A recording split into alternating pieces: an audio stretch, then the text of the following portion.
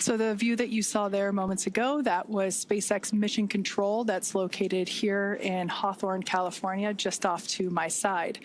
That is where our teams monitor Dragon, checking in on all of its systems to help make sure that the crew has a safe journey. Our team there in Mission Control will be following their progress all along the way. You can see operators there on console or on headset, and there are 6 key positions who are monitoring the health of the vehicle and the crew. The mission director, responsible for mission success, is in charge of the room. And then there's somebody that you've already heard once this morning. That person you'll hear talking to the astronauts throughout our operations today. You see them there on your screen. That is our SpaceX Core, which stands for Crew Operations and Resources Engineer. That is the singular voice to the crew. That person is responsible for translating everything that's going on in mission control around them and speaking and delivering those messages efficiently to the crew on board Dragon. Now, the other positions are focused on specific things like vehicle systems and navigation and control, avionics, software, propulsion, life support, and communications with ground segments.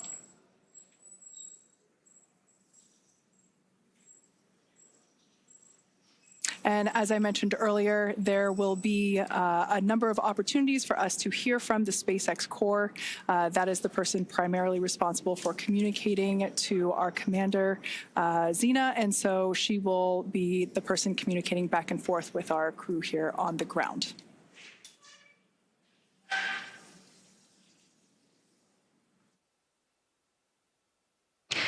Mission Control Houston, on the right side of your screen, is staffed 24 hours a day, 7 days a week, 365 days a year. Currently, in the center of your screen, you see Michael Ellsworth. He is serving as the Capcom. He is very similar to the core, like you have in Mission Control at SpaceX, dedicated to talk to the crew members to streamline the communication, and that keeps the astronauts from needing multiple conversations on different subjects. Again, that stands for capsule communicator, but he is not talking with the Dragon spacecraft. This Capcom is speaking with the astronauts living aboard the International Space Station. Capcom sits right next to the flight director, and tonight we have Allison Bollinger on console. The flight director gathers info and data from all flight controllers. There you see Allison in the screen. She leads the team through major milestones and approves or declines suggestions based on pre-established flight rules. We have other key members in the room, like ADCO, who controls the attitude or the orientation of the space station. We also have the VVO, which is the visiting vehicle officer, who monitors and works with external teams sending spacecraft to and from the space station. Of course, we have a flight surgeon who the astronauts get a chance to speak with on a regular schedule on a private conference line. We also have Robo, who works with the Canadarm2 and maneuvers it to complete work outside the space station. When astronauts are on a spacewalk, the Canadarm2 is maneuvered by an astronaut within the station. There are plenty other positions, as you can see, and team members who monitor the station's solar arrays, the astronauts' schedules, and even where every piece of equipment and cargo is stored, because it takes a tough and competent team to make a mission successful.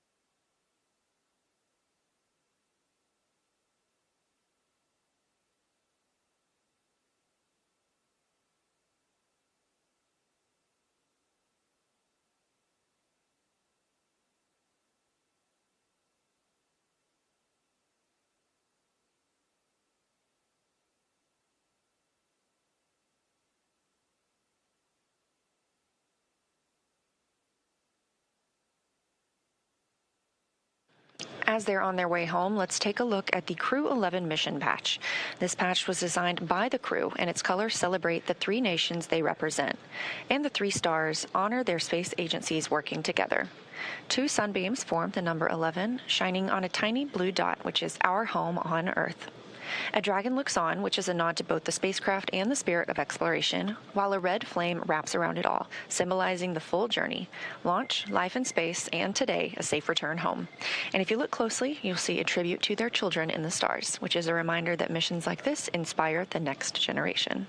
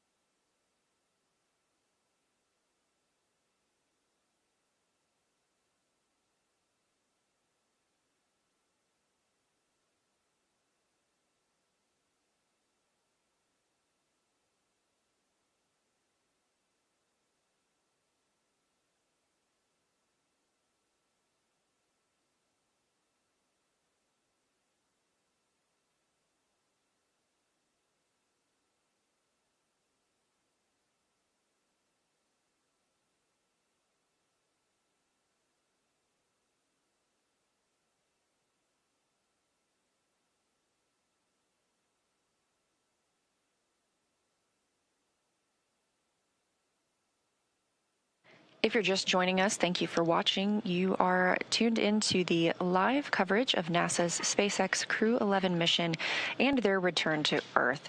Again, we are expecting their splashdown at approximately 3:41 a.m. Eastern Time, but the next major milestone we're standing by for is the deorbit burn. That's at 2:51 a.m. Eastern Time.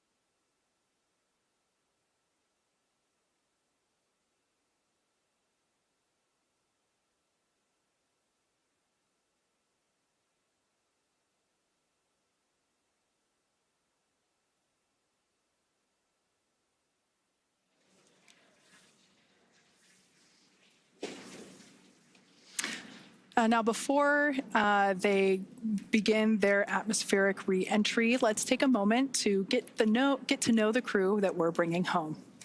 NASA astronaut Zena Cardman is commanding Crew-11. She was born in Urbana, Illinois, but calls Williamsburg, Virginia, her hometown. She's a scientist at heart, with degrees in biology and marine science from the University of North Carolina at Chapel Hill. Before joining NASA, Zena did field work in some of the most extreme environments on Earth, including Antarctica, the Canadian high Arctic, and volcanic terrain in Idaho and Hawaii. She was selected as part of NASA's 2017 astronaut class, affectionately known as the Turtles. Zena was originally assigned to Crew-9, but was later reassigned to command Crew-11 to support changes in station operations. And when she's not training for spaceflight, she enjoys rock climbing, writing poetry, and powerlifting.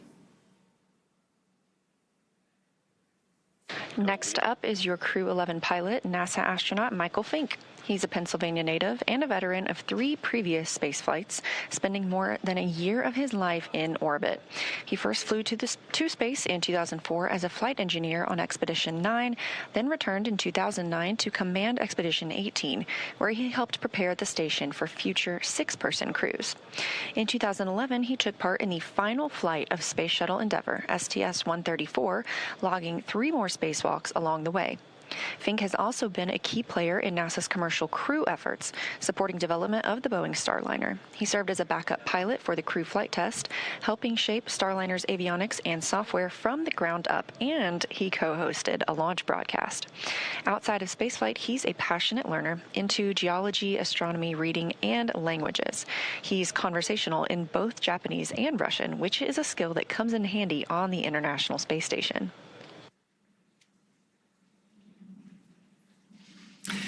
And your Mission Specialist 1 for Crew-11 is Kimiya Yui, representing the Japan Aerospace Exploration Agency, or JAXA.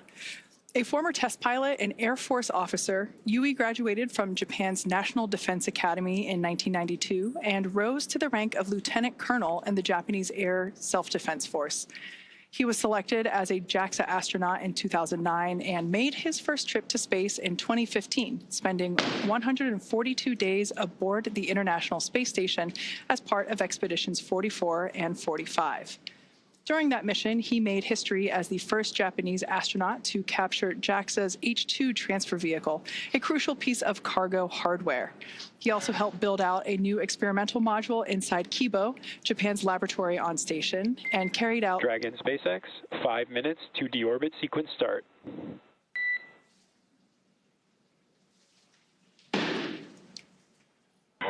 Dragon copy. All right, that was SpaceX Core, just letting the crew know that we're about 5 minutes away from the initiation of that 13-minute deorbit burn. Now back to Kimiya Yui. He carried out experiments, 21 experiments, in fact, on behalf of JAXA while on board station. In 2016, Yui was named chief of JAXA's astronaut group, and today he's on his way back to space, or excuse me, is on his way back from space. And rounding out the crew, we have mission specialist Oleg Platonov, a cosmonaut for Roscosmos, Russia's space agency, and a graduate of the Krasnodar Higher Military Aviation School of Pilots, where he earned a degree in engineering and the rank of lieutenant.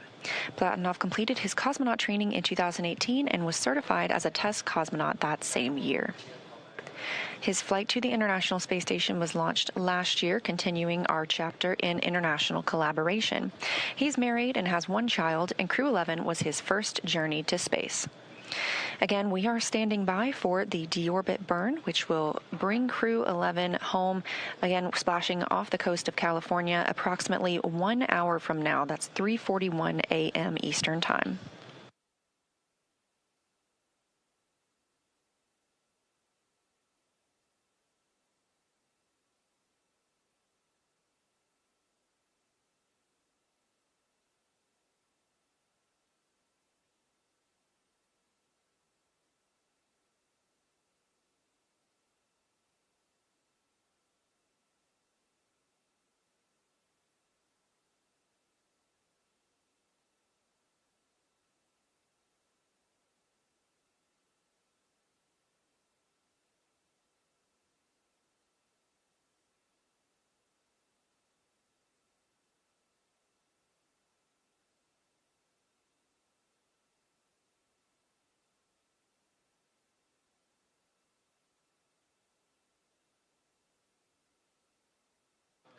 During their time in orbit, Crew-11 celebrated 25 years of continuous human presence aboard the International Space Station. During that time, our unique microgravity laboratory has hosted more than 4,000 experiments from over 5,000 researchers in more than 110 countries, all to help us build the road to the Moon and Mars and understand our universe while helping humanity on Earth. Crew-11 conducted more than 140 unique scientific experiments and technology demonstrations during their stay aboard the orbiting laboratory. Continuing the space station's legacy of groundbreaking science, Crew-11 worked on experiments to understand bone loss and studied bioprinted human tissues to understand or to ensure the health of astronauts on future missions and improve the quality of life for patients on Earth. They worked on the development of long-term storage of cryogenic fluids in space with Earth-bound medical and industrial applications. The team also tested an inflatable capture bag that aims to remove space debris from orbit, protecting future spacecraft and crews, and could also be used to capture samples during exploration missions and enable mining of small asteroids. Let's dive into some of these experiments and investigations. The MABEL-B study investigates how microgravity affects bone marrow stem cells and their secretion of proteins involved in bone formation and loss. Researchers aim to determine whether blocking a bone loss pathway could help prevent that bone loss. Findings may lead to new strategies for combating bone loss both in space and on Earth. MVP Cell 07 studies how bioprinted liver tissue with blood vessels matures in microgravity, focusing on cell behavior and tissue development. Researchers are examining how space may affect the structure and function of these engineered tissues. Results could help advance space-based production of high-quality tissues and organs for medical use on Earth and support astronaut health on future missions. Capture Bag Demo tests an inflatable debris capture bag on the space station, assessing its opening, closing, and ability to stay airtight in microgravity. This technology could be used to remove space debris from orbit, protecting future spacecraft and crew members, and could also be used to capture samples during exploration missions to the Moon and Mars and enable mining of small asteroids. Next up is ZBOT-NC. Many spacecraft use cryogenic fuels, which are extremely cold, for propulsion. These fuels must be kept extremely cold to stay liquid, but SpaceX's temperature fluctuations can cause them to slowly evaporate and escape the tank. This creates fuel efficiency and mission planning. So ZBOT-NC investigates how specific types of gases affect pressure control in propellant tanks in space. The data collected will help validate models and contribute to the design of more efficient cryogenic fuel storage systems for long-duration missions.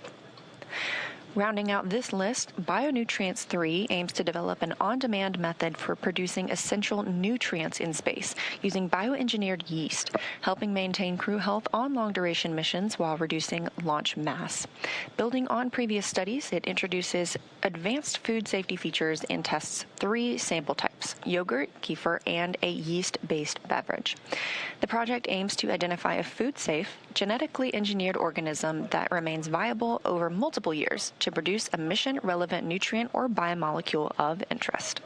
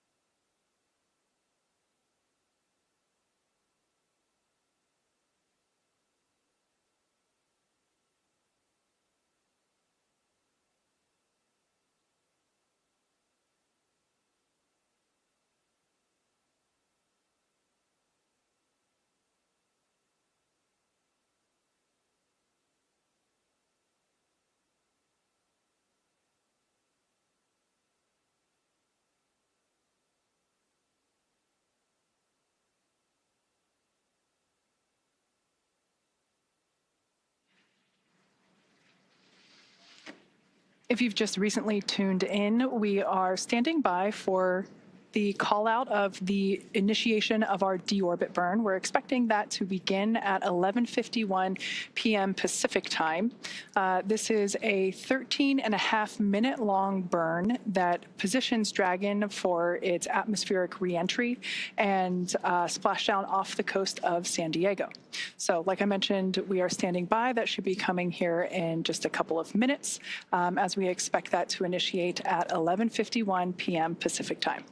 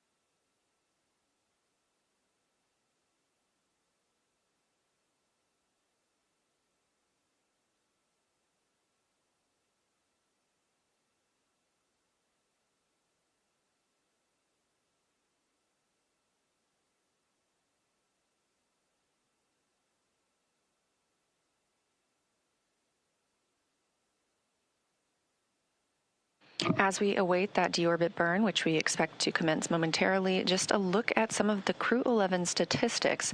Their mission will last 167 days by the time they splash down, with 165 days spent on the space station. That means they traveled 2,672 orbits of Earth, which is over 70,856,752 statute miles. We're hearing about 30 seconds until that deorbit burns start. During their time in space, this crew saw a total of 5 arriving vehicles and the departure of 3 vehicles.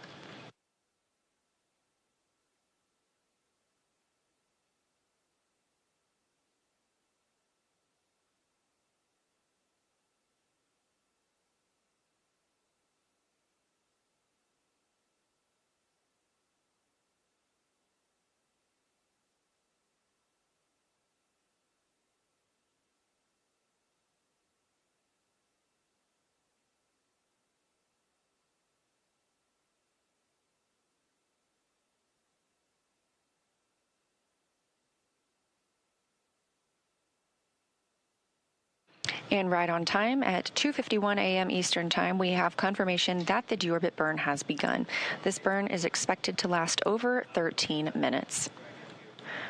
For these return and splashdown operations, the United States Coast Guard, in coordination with SpaceX and NASA, establishes a safety zone to ensure public safety and for the safety of those involved in the recovery operations, as well as the crew aboard the returning spacecraft.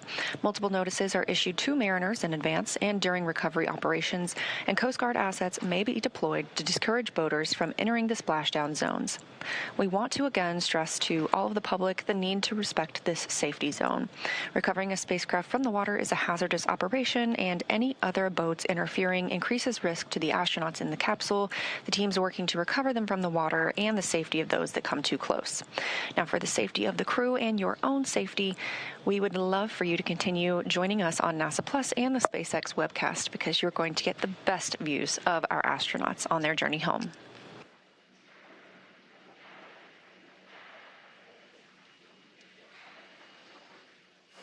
Like Leah said, the best views will be coming to you here on our webcast. However, if you are in the Los Angeles area, the San Diego area there in Southern California, I do encourage you to step outside about 12:30 a.m. as you might be able to see the spacecraft actually re-entering on its way there back to the splashdown site. And if you're lucky, you might even hear a sonic boom. Now, as always, NASA and SpaceX jointly select our splashdown location, and for today, the primary recovery site is there off of the coast of San Diego. The selection process works with a lot of different variables, including the space station's orbital trajectory, what landing sites are available and have favorable weather, how much free flight capability that Dragon has for the trip home, and of course, the sleep schedule for the returning crew members. We'll start with calculating daily return options based off of the space station's current orbit and Dragon's capabilities to maneuver and line up for re-entry. The time from undock to landing at the primary site can vary from less than 6 hours to more than 39. For Crew-11 this evening, their journey is going to be about 10.5 hours in total. Of course, getting home the quickest comes with some obvious benefits, but we always have to make sure that the crew is properly rested for all these dynamic operations. And of course, that would prevent us from scheduling 20-plus hour days for them. Trajectory and ballistics experts provide the daily opportunities that would line up with the Dragon as it's coming back to the landing zones. And then we split them into what we call ascending and descending opportunities.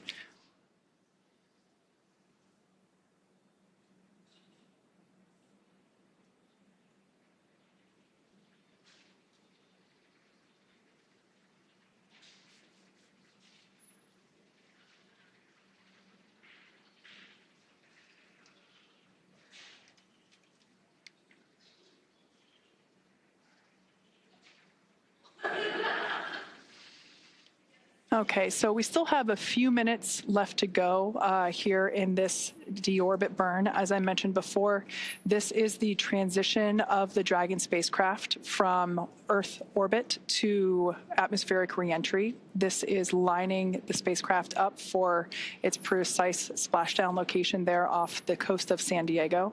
So in a couple minutes, in fact, we expect this deorbit burn to conclude at 12:04 a.m. Pacific time.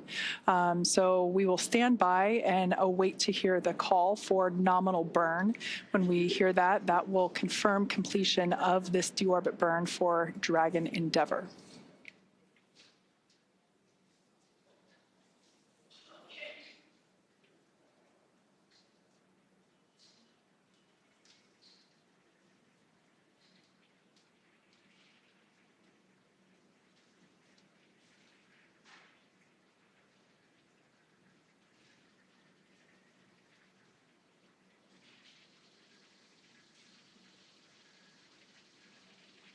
As I mentioned earlier, we will hear primarily the SpaceX core or the crew operations and resource engineer.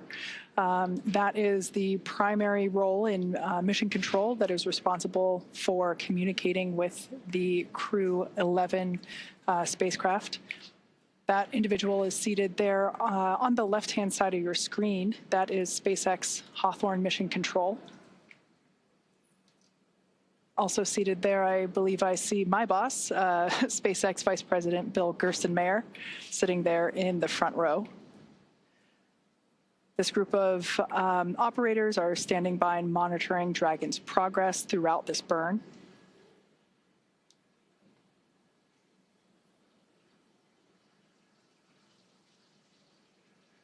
Now, this particular maneuver that Dragon Endeavour is performing, this deorbit burn, is utilizing the 4 forward Draco thrusters.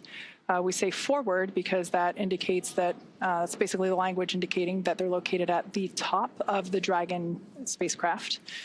These 4 Draco thrusters, this is the last time that they will be utilized for this mission. This deorbit burn will last for a total of about 13.5 minutes.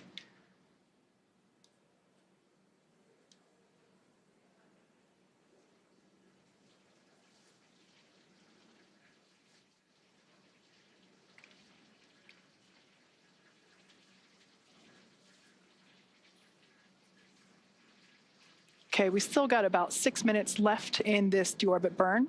As we wait for a conclusion of the deorbit burn, let's talk about Dragon Endeavour's journey from the space station so far. Now, shortly after its separation, Dragon used its Draco thrusters to move away from the station in a series of carefully choreographed maneuvers, or departure burns, and those were done to increase the distance between the spacecraft and the space station. Dragon also executed a phasing burn to lower its orbit and line the spacecraft up with its landing location. Following the phasing burns, Dragon is now completing its deorbit, which will be followed by reentry and splashdown. During the deorbit sequence, several things will happen, including trunk separation, closure of the nose cone, as well as deployment of the drogue and main parachutes, ultimately followed by splashdown.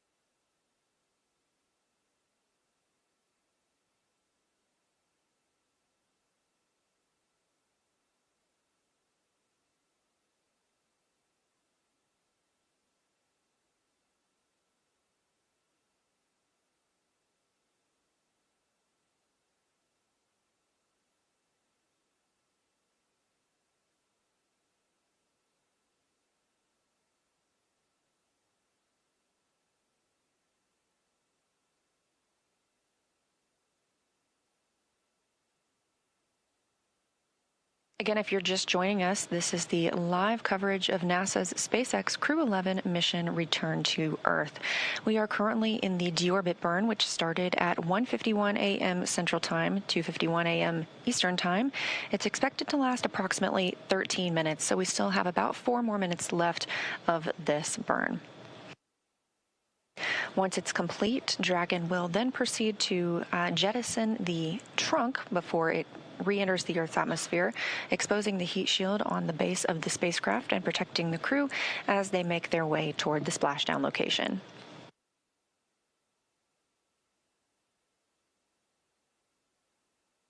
And we are anticipating splashdown at 3:41 a.m. Eastern, 2:41 a.m. Central Time off the coast of California.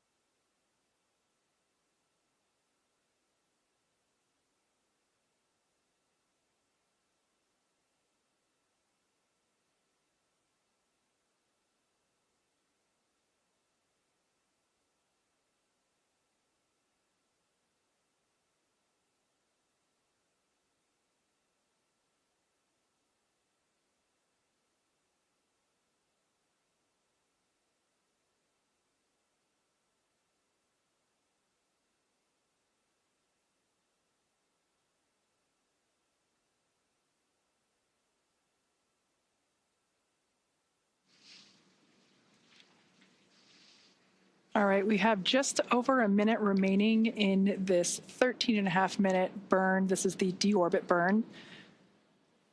This is the final burn for the forward Draco thrusters. It is placing Dragon on its final trajectory to the splashdown location off the coast of California. We're targeting one of our 3 pre-designated locations. This one will be just off the coast of San Diego.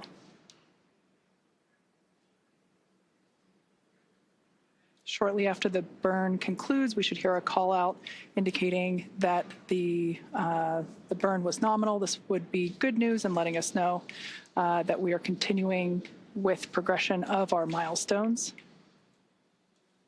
After deorbit burn, we will jettison the trunk and have atmospheric reentry.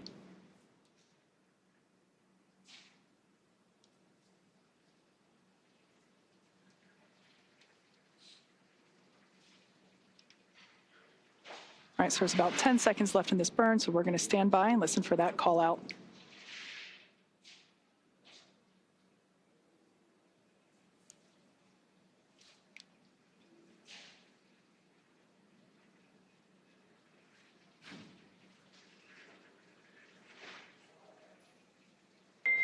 Dragon, SpaceX, deorbit burn complete.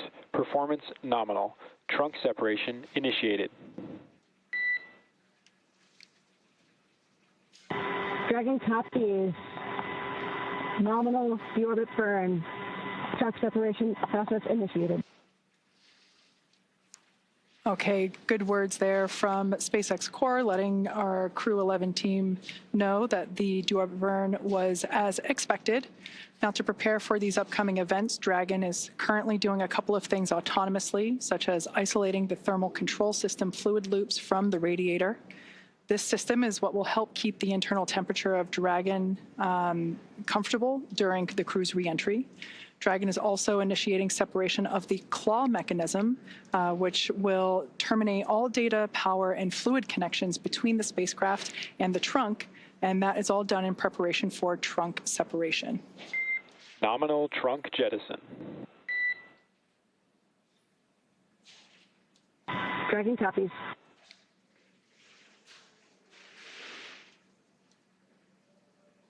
All right, great news there. We heard the call out for successful trunk separation.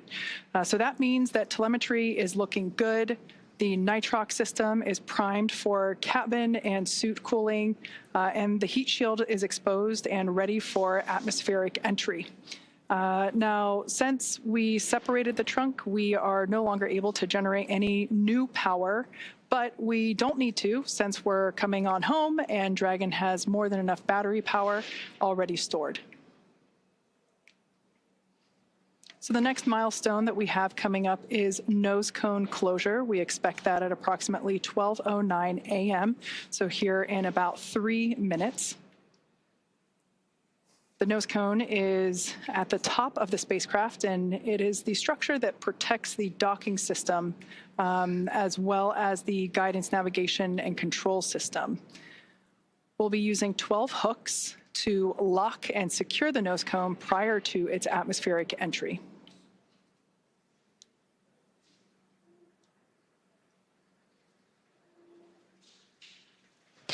That's right. We are standing by for nose cone closure, expected just a few minutes from now. And as you can tell, things are picking up a little bit more quickly as we prepare for splashdown. Again, expecting that to come at 2:41 a.m. Central Time, 3:41 a.m. Eastern.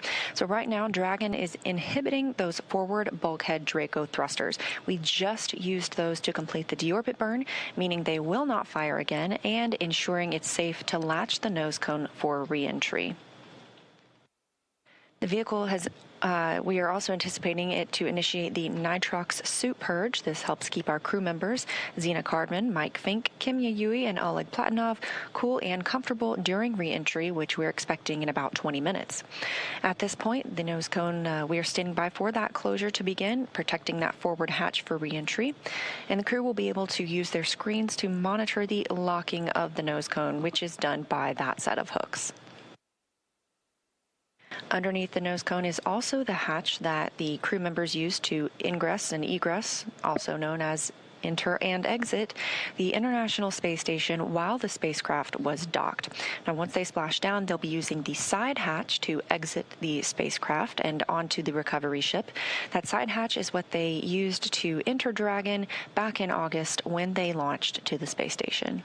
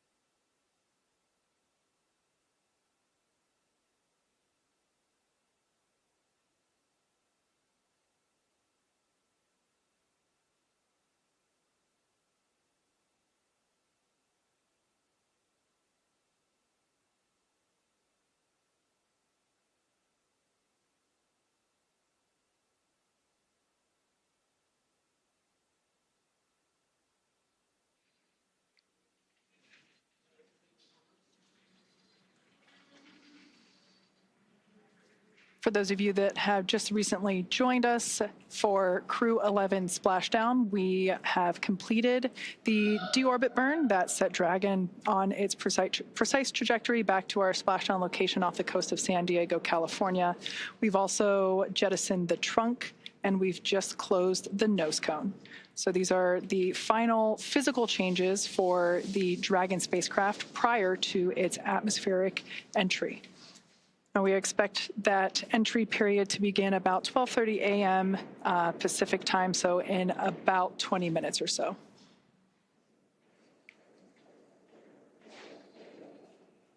We also expect the crew to receive their final entry briefing.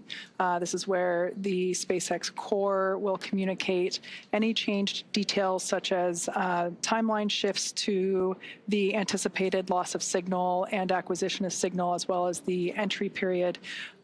We should also find out what the wave height and wind speed is there at the splashdown location. But when I was coming into work this evening, I did see some stars outside, so hopefully that's a good indication that we've got some smooth seas out there awaiting the crew.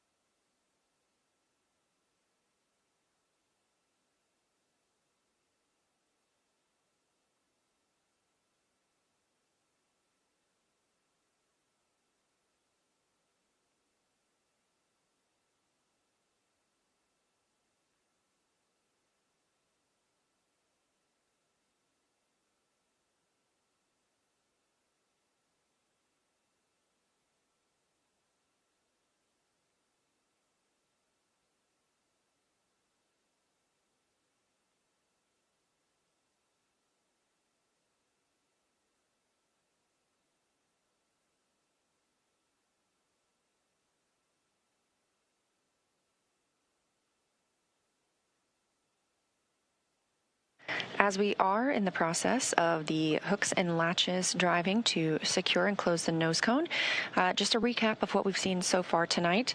The spacecraft undocked from the International Space Station earlier today. This Crew-11, spent 165 days aboard the orbiting laboratory, but 167 days in space altogether, if you count the time they have spent getting to and from the space station. At 1:51 a.m. Central Time, 2:51 a.m. Eastern, the spacecraft executed the deorbit burn. That was an approximately 13-minute long burn, committing the spacecraft to coming home and splashing down off the coast of California. We're anticipating that splashdown in less than 30 minutes from now, 2:41 a.m. Central. After the nose cone closes, we will begin seeing our reentry process, and part of that is a communications blackout. We lose communication with the spacecraft. This is an anticipated and tracked milestone as they go through reentry and plasma builds up around the spacecraft itself. We do regain that communications shortly thereafter, and following that, we anticipate seeing drogue parachutes deployed. There are 2 of those, as well as 4 main parachutes, slowing down the spacecraft to a splashdown time of, again, 2:41 a.m. Central Time. So we're just standing by for confirmation of nose cone closure.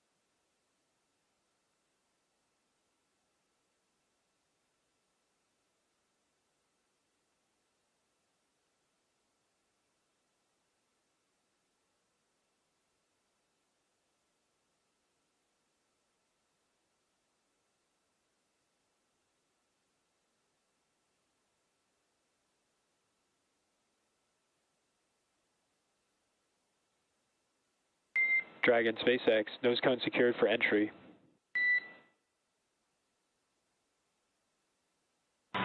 Dragon.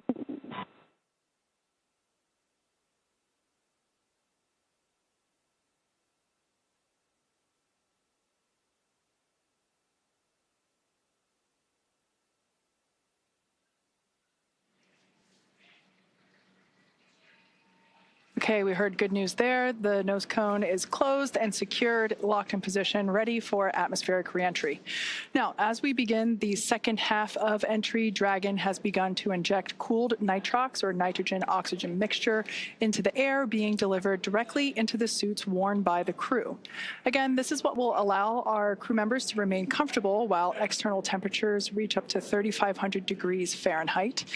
Meanwhile, the heat shield is pointing forward, essentially leading Dragon to our landing site just off the coast of San Diego, which is important as it will be doing a lot of the work during this reentry. So let's talk a bit more about the heat shield. Dragon's primary heat shield is comprised of Pika 3.0, which stands for Phenolic Impregnated Carbon Ablator.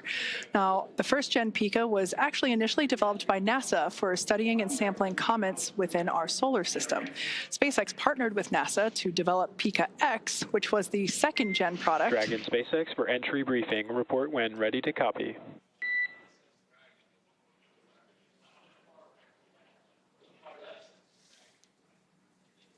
Ready to copy. Okay, starting with timeline. We're completely on time for the previously briefed timeline. Splashdown per your displays at 0841 Zulu. COM blackout start 0828. Blackout end 0835. How copy?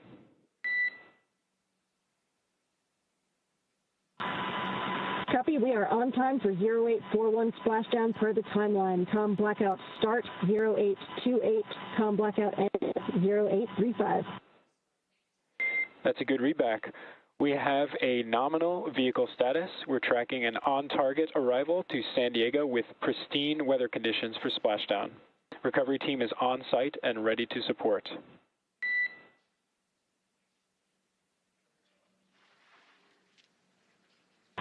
Dragon copies, nominal vehicle, excellent weather, and teams are ready to support. And with that, please report when tablets are secure, restraints are tightened, and visors are down.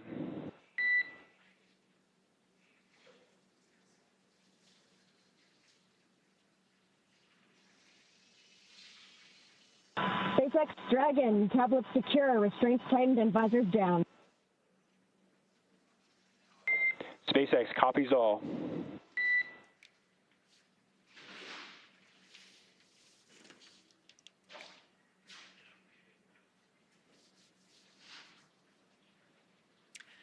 All right, so as expected, that was our entry brief to the crew, letting them know that there were actually no updates to the anticipated timeline this morning. So that's great news. Everything is looking well on timed with our anticipated timeline. So as we mentioned before, we expect our anticipated loss of signal to occur around 12:28 a.m. Pacific. So in just about 8 minutes from now, we will have, we anticipate that signal to be regained or anticipate that signal to be acquired again at 12:35 a.m. Pacific time. Now, sometimes we are able to hail the crew a little bit earlier than that, and sometimes we get those communications back. And then once again, splashdown at 12:41 a.m. Pacific. So again, if you're in Southern California, head outside and look up.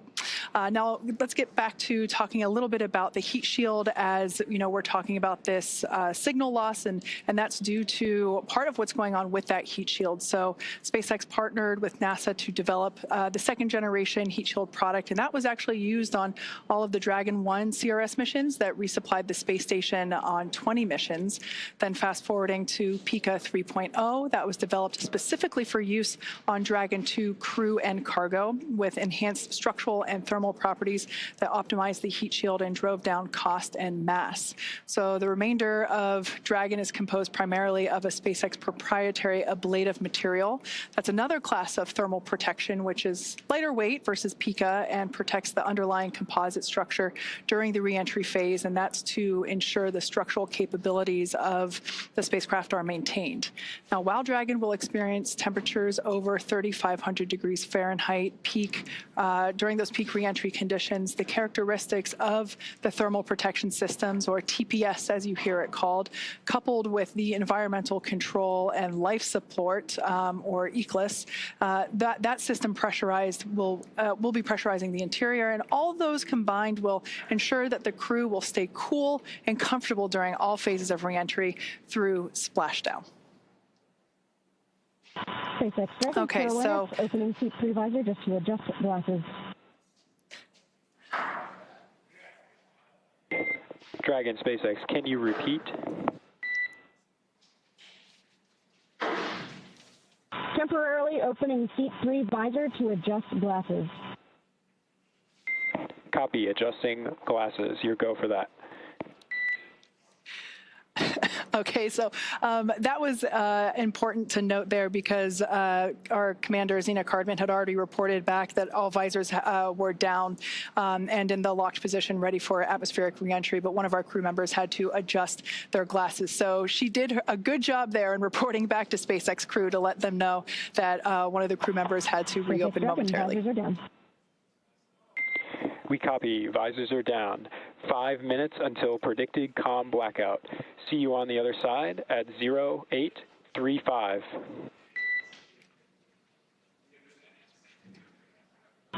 Copy 0835. Talk to you soon.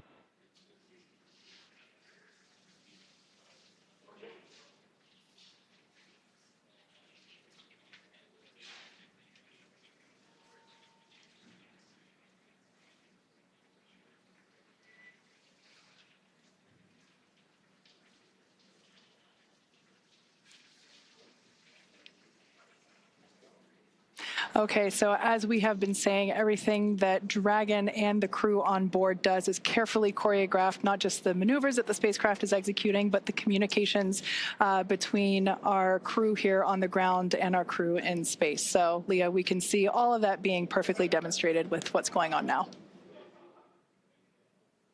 Absolutely, and we are standing by for the reentry portion when we expect to lose communications with the spacecraft, but we will regain that communication after they have begun re-entering the atmosphere. So once Dragon has re-entered the Earth's atmosphere, a series of parachutes will deploy to slow the crew's descent. First will be the 2 drogue chutes, followed by the 4 main chutes to guide Dragon to its first contact with Earth since launching in August. Dragon will automatically deploy these parachutes when different pressure and positioning sensors on the spacecraft detect that they are at the right speed and altitude. The spacecraft velocity at drogue deploy is approximately 350 miles per hour, and they deploy at about 18,000 feet. You're getting a live look inside the cabin right now. That's Crew-11 preparing for their re-entry period. Again, having spent 165 days aboard the space station, and when they splash down, capping a 167-day mission. Before they can splash down, though, a little bit more about those parachutes. The next that we will see deploy will be the main parachutes. There are 4 of those. They deploy at approximately 119 miles per hour, or I should say when the spacecraft is traveling about 119 miles per hour, and they deploy at about 65,000 feet. And at splashdown, Dragon is traveling approximately 16 miles per hour, which is a pretty good deceleration from the about 17,500 miles per hour that they were traveling while in Earth orbit with the International Space Station. Now, the highest G load the crew will experience during re-entry is approximately 3 to 5 Gs, so about 3 to 5 times what we are experiencing right now standing on Earth. This view is over the shoulder of Commander Zena Cardman and pilot Mike Fincke of the Crew-11 spacecraft. In this view, you can see their crew displays. They're able to monitor everything happening with the spacecraft. However, all the next milestones should be completely autonomous and hands-off for the crew.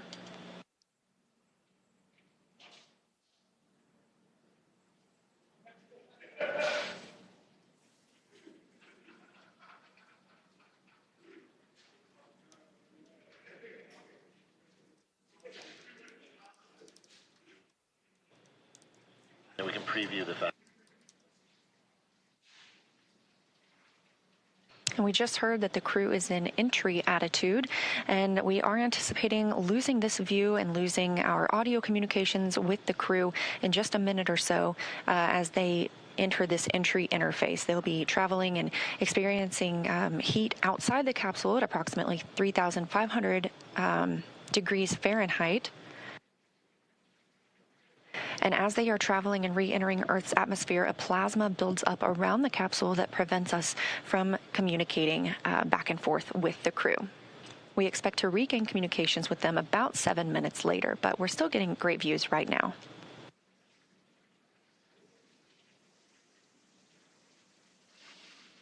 I love this view over their shoulders because you can see what our pilot and commander can see. They're continuing to follow along with Dragon's progress. As Leah mentioned, we have designed the spacecraft to be completely autonomous. Dragon is flying itself, so they are able to monitor along with everything that's going on. I also want to momentarily point out on the bottom of your screen there, you have some graphical interfaces there that represent the speed and the altitude. And it looks like we've lost our views there as that, we are now entering the period of anticipated loss of signal. This is where, as Leah mentioned, the plasma is beginning to build up on the exterior of the capsule as we expect. This happens with every spacecraft reentry for Dragon, and so this lasts just a few minutes. But I want to momentarily note that there on the bottom right-hand corner of your screen, you can actually see something pretty cool where when one of the Draco thrusters ignite to fire and help steer the spacecraft, you will actually see that they're represented on the interface there. Now, the four in the middle, those are representing the four forward Draco thrusters. We won't see those ignite at all because those were last utilized in the 13-minute deorbit burn that we completed earlier. Those are located under the nose cone, which has been closed, locked, and secured. So everything that you'll be seeing are the thrusters that are located on the side of our spacecraft, and that is enabling Dragon to fly itself home to its predetermined splashdown site off the coast of San Diego, California. For about a minute and a half until we have that atmospheric reentry. Once again, if you're in Southern California, head on outside and look up. There's a good chance that you might be able to actually see Dragon streak across the sky, look toward about the north and the west. As we mentioned before, we have entered a communications blackout period, which lasts about 7 minutes due to the plasma formation on the exterior of the capsule. We've got about 5 minutes remaining until we believe we can acquire that signal again. Now, during this time, no vehicle telemetry is received by Mission Control or the recovery team, and no external commanding of the vehicle or voice communication is possible. But like I was saying, Dragon is designed to fly itself. During this reentry, the vehicle will be slowing down from its orbital velocity of about 17,500 miles per hour, and it's slowing down. The atmosphere is really doing a lot of the work in conjunction with that heat shield to dispel that velocity. That results in heat, and that is why we have this plasma building up on the exterior of the spacecraft. It'll slow down to about 350 miles per hour, thanks to the heat shield and the atmosphere. And so at that point, we'll deploy the drogue parachutes. But during reentry, the top temperature that Dragon experiences will be about 3,500 degrees Fahrenheit. So pretty warm on the outside, but there is cool nitrox air being flowed through the suits that each crew member is wearing. So we ensure that they remain comfortable during this brief journey through the atmosphere.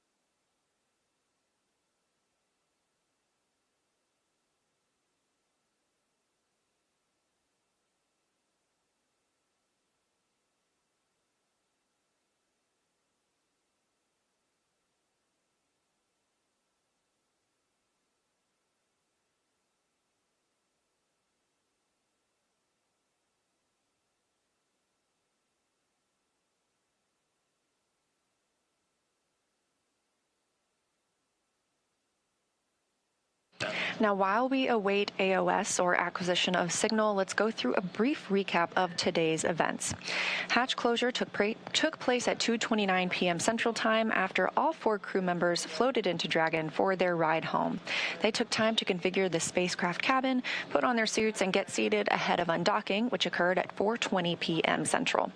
Dragon's departure burns helped move it out of the keep-out sphere and approach ellipsoid, which are both invisible boundaries we monitor around the space station. Since then, we completed the deorbit burn at 1:51. Oh, and you're getting your first views of re-entry. This is live, and if you're in California, you can go see this with your own eyes. This is Crew-11 re-entering after 167 days in space. Again, we are in a loss of signal period. This is a tracked period as the spacecraft re-enters Earth's atmosphere. We anticipate regaining signal with Crew-11 momentarily, and when the spacecraft reaches an altitude of 18,000 feet above Earth, 2 drogue chutes will deploy to slow it down ahead of the 4 main parachutes deploying at 6,000 feet in altitude. Now, splashdown will be the milestone we will see after that, which is expected for 2:41 a.m. Central Time. So again, we're standing by for acquisition of signal and continued communication with Crew-11, expecting that just a few minutes from now.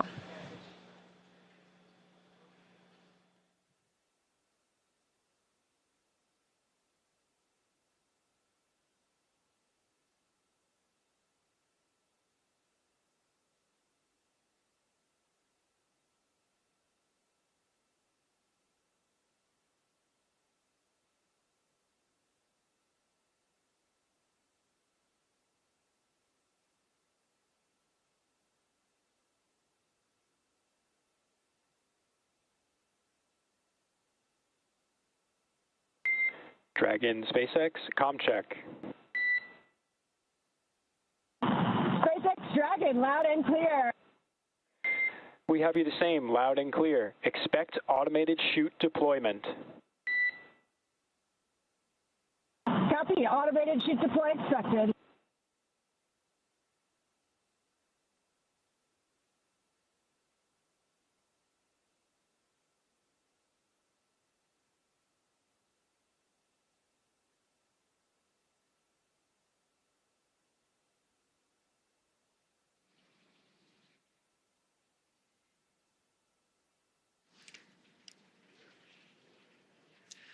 All right, so there we heard that we had confirmation of that acquisition of signal, or AOS. It actually came in a minute early, so that's good news there. We heard the core inform the crew to expect drogue parachute deployment that happens when Dragon senses the right speed and altitude. So that's roughly about 350 miles per hour and around 18,000 feet in altitude. There we have a view from... GPS converged. Expect nominal altitude for drogue chute deploy. Dragon copies, expecting nominal altitude. So we'll have that drogue deploy in about a minute from now, but we have our first views from the WB-57. This is a high-altitude tracking plane that is providing these thermal signatures via infrared. This is really cool to see here as we continue to track Dragon on its way back to planet Earth.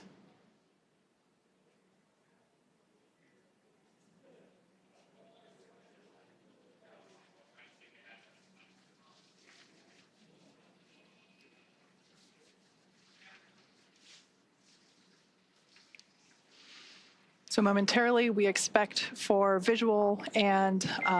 Brace for drogue window.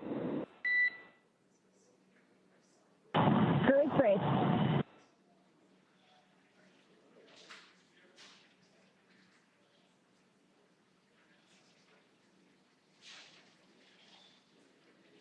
Dragon has safed the propulsion system as we anticipate drogue deployment any moment now.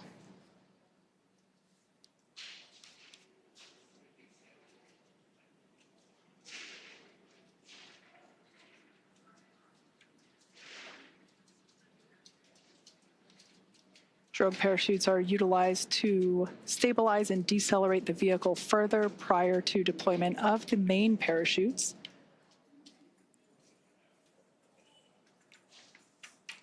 Drogue should be deploying here in a couple seconds, and mains will follow in about 1 minute.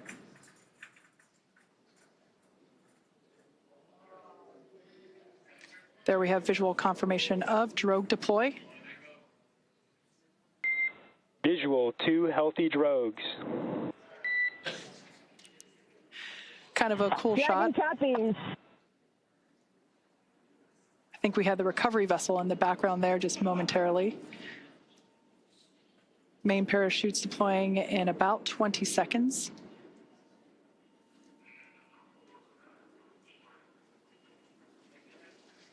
The main parachutes deploy when the vehicle's about 119 miles per hour and around 6,000 feet.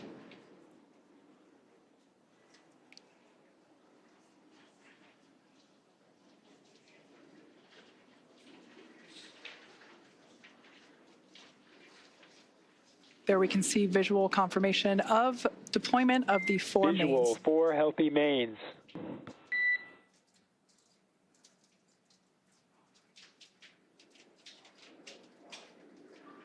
These main parachutes help decelerate the spacecraft even further. So they deploy around 119 miles per hour, and they'll decelerate it down to about 15, 16 miles per hour.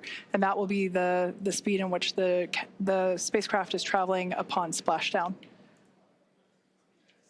Once again, we're anticipating splashdown at 12:41 a.m. Meters.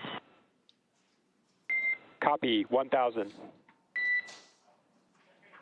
We'll now begin to hear Crew-11 Commander Zena Cardman call out the altitude from her seat there in Dragon Endeavour.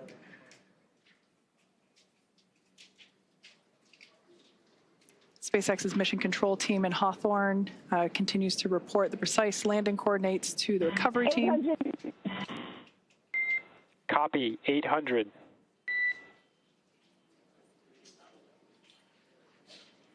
Those main parachutes now fully reefed or inflated. We ensure that the parachutes inflate over a few seconds to help reduce the shock to the system. 600 meters. Copy, 600.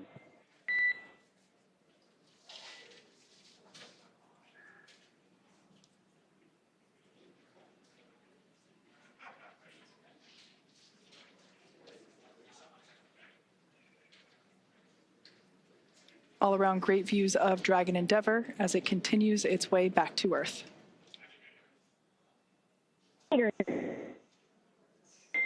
Copy, 400. Crew are braced. Standing by for splashdown.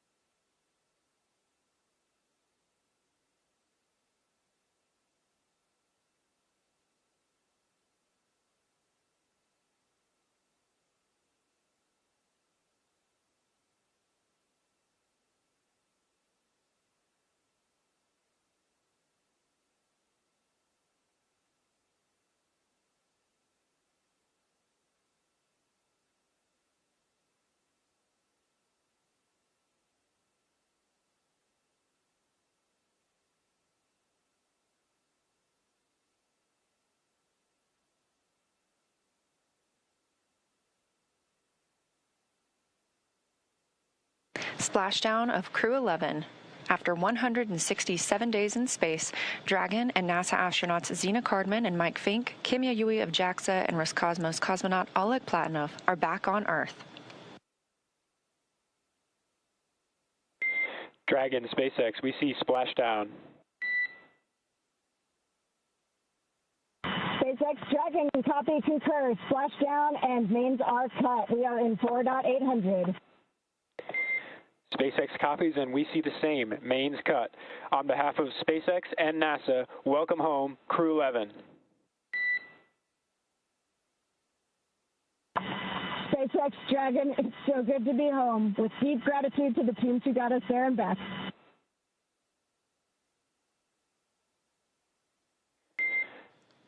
Vehicle safety verifications in progress. We'll report back when recovery personnel are en route. Dragon copies.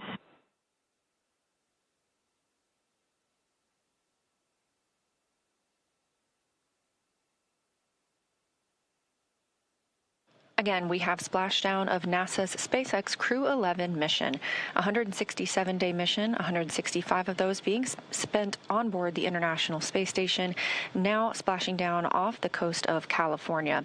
That splashdown coming right on time at 2:41 a.m. Central Time. The SpaceX recovery ship and team has been waiting for Dragon splashdown, and they will now begin making their way to the splashdown location.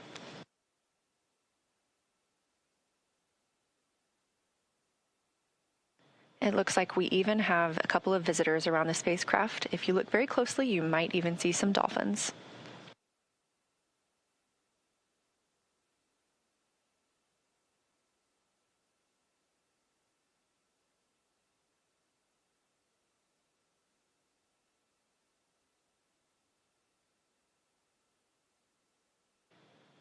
Again, a return by the books for Crew-11, having splashed down at 2:41 a.m. Central Time off the coast of California. We will now begin moving into the recovery process. We'll see the boats begin to approach and inspect the spacecraft by checking for hypergol and other ordnance checks. They will begin to rig the spacecraft and prepare it to be lifted on that recovery ship. And this is a great view of some of those boats that go out and check the spacecraft. They are going to be sniffing it, essentially, for these hazardous fuels that can linger once the spacecraft has re-entered Earth's atmosphere.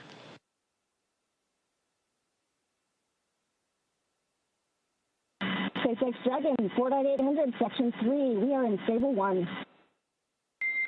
SpaceX copies. Stable 1.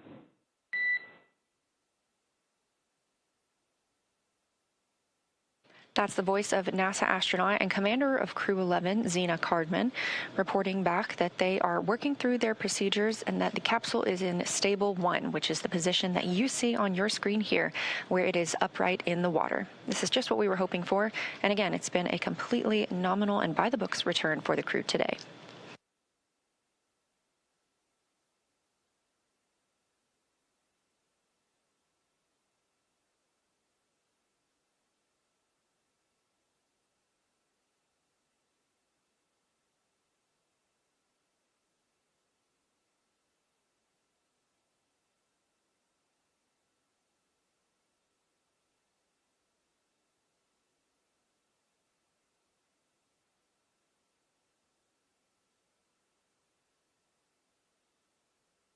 This is a live view of Crew-11 aboard Dragon from the SpaceX recovery vehicle, or from their SpaceX recovery ship.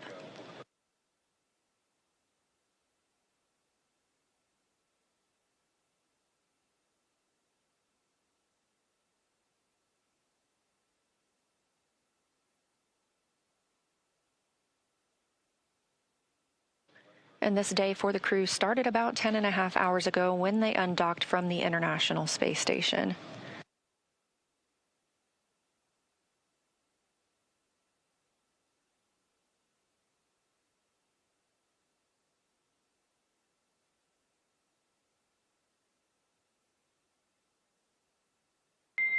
SpaceX Dragon, recovery SpaceX. teams have been given the go to approach. SpaceX is go for recovery personnel to approach. Expect personnel alongside in 1 minute.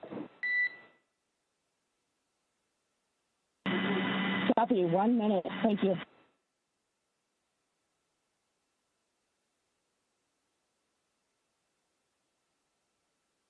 And you just heard that call out from the Corps in Hawthorne, California, to the crew aboard Dragon, that the SpaceX personnel who have been in the general vicinity of Dragon's anticipated splashdown location now have the go to approach the spacecraft and begin that recovery process.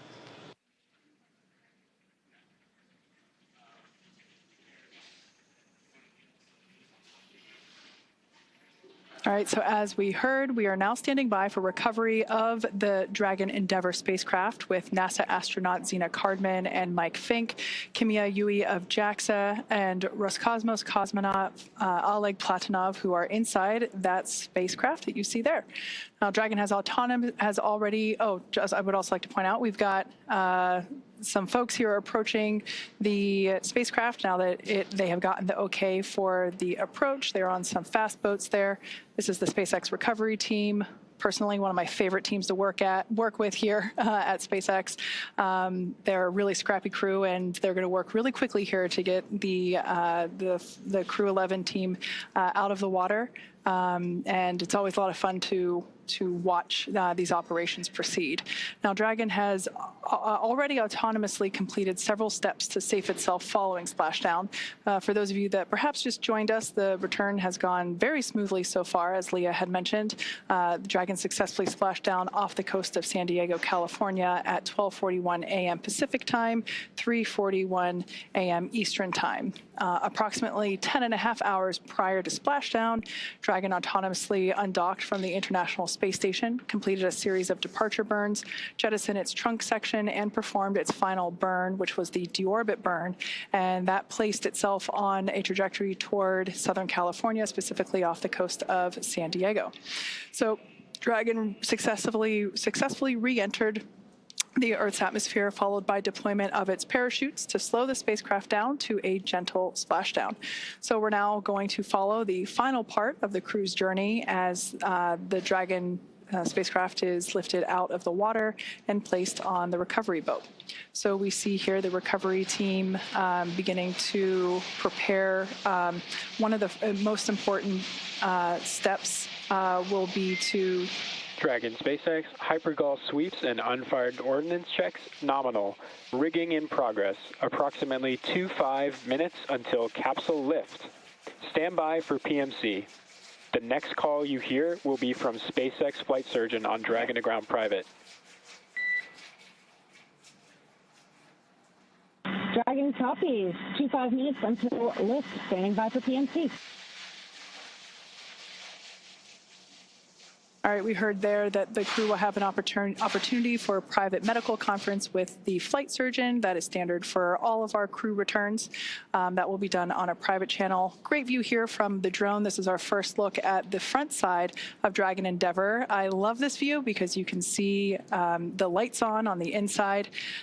This crew member here is actually on the capsule, beginning to place the rigging required for the lift onto the large recovery vessel. This takes a few minutes to essentially lasso and wrangle the Dragon capsule as it gently bobs there in the water.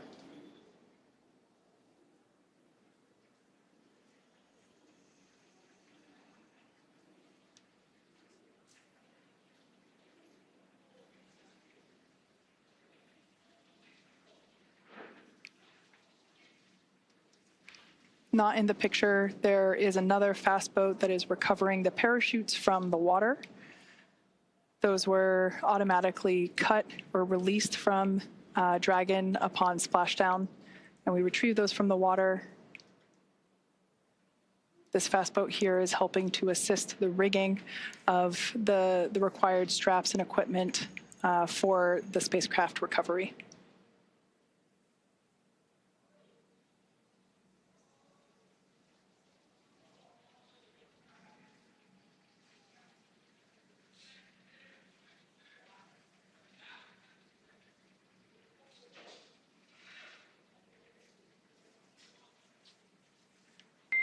Dragon SpaceX, Dragon to ground is no longer privatized.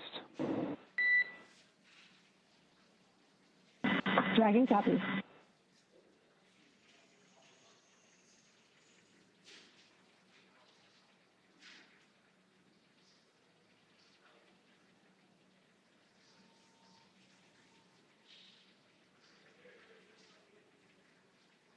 SpaceX recovery team continues to maneuver around Dragon Endeavour as we continue progress of placing the recovery straps required in order to safely lift the spacecraft out of the water.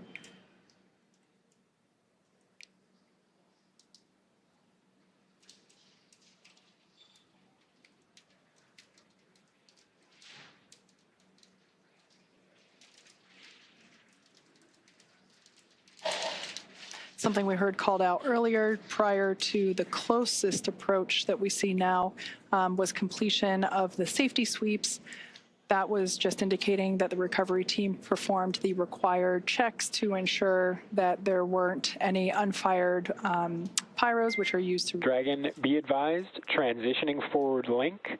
Comm will be unavailable for approximately 5 minutes.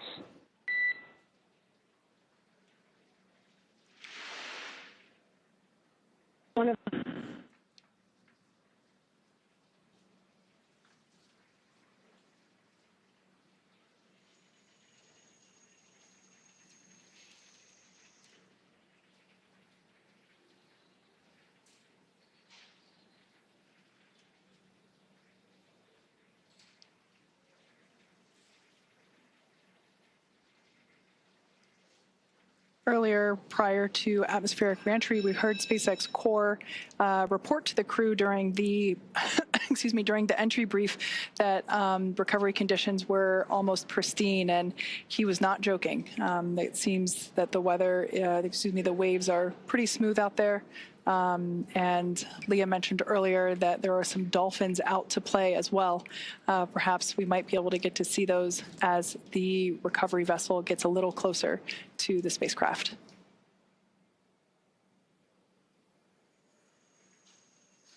On your screen now are our operators at SpaceX Mission Control. They continue to monitor Dragon Endeavour during these recovery operations, as well as communicate directly to the recovery team. Everything is carefully coordinated within our procedures, and here you see folks that are responsible for individual portions to ensure that everything is executed as planned.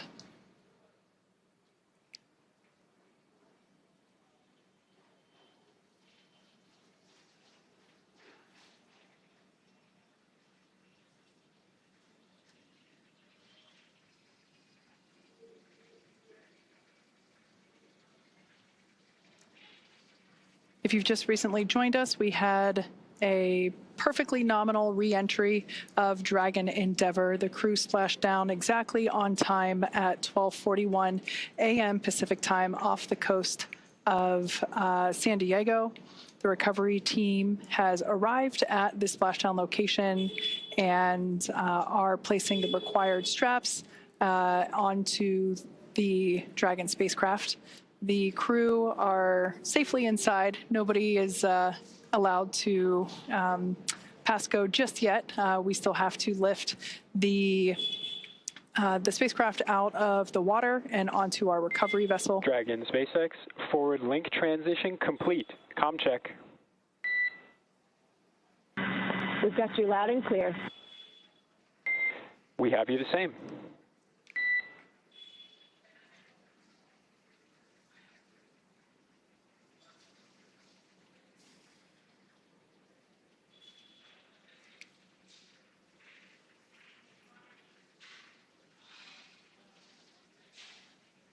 Hopefully we'll be able to bring those views of the recovery team back. But at this point, I can share that one member of the recovery team is still, there we can see our recovery vessel continuing to approach Dragon Endeavour there in its splashdown location. We still have one recovery team member working to apply the rigging to the capsule. You can see that work ongoing there. As we've seen, this involves climbing on top of the spacecraft itself to attach these hoist rings and connect the lifting lines. Overall, the progress tonight has been very smooth and very rapid. Depending on the sea state, it can take us a little bit longer, but things are really smooth this evening, and the recovery team is very efficient. It takes us less than an hour to raise Dragon onto the recovery vessel and remove the crew from the spacecraft. After initial medical checkouts, the crew will return to land within 4 hours by helicopter. So everything continuing to proceed as scheduled and as anticipated.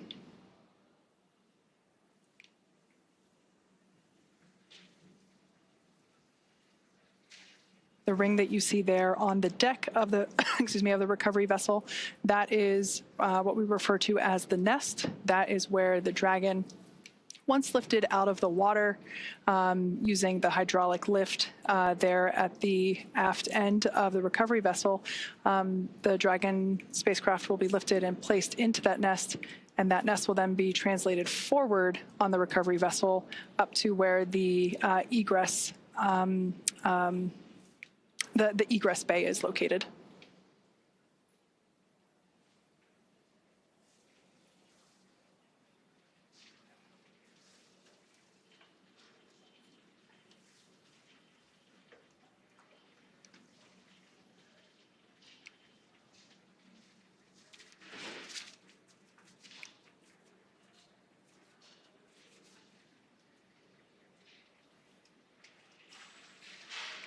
Yeah, so this is a great view there of the recovery team member that is responsible for placing the hoist straps and the rigging required to lift the the Dragon spacecraft out of the water, along with the recovery team members located in the fast boat, helping to provide the necessary light, as this is obviously a nighttime splashdown operation. We've done several of these before. As you can see there, the sea state is super calm, and I'm assuming some really nice conditions to be working in right now. Over time, we can see the primary recovery vessel. This is our recovery vessel Shannon, named after, of course, Shannon Walker, who flew on Crew-11. She is the first female astronaut to fly in our Dragon spacecraft. So we have this vessel named after her. And we can see Shannon slowly but surely getting closer and closer to Dragon Endeavour as it patiently waits there in the glass-like water.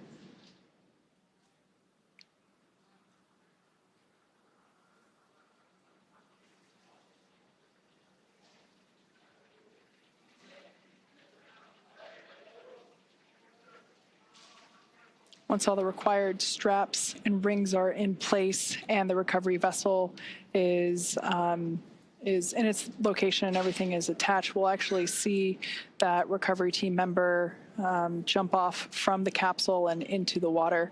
It's one of my favorite moments of the recovery process.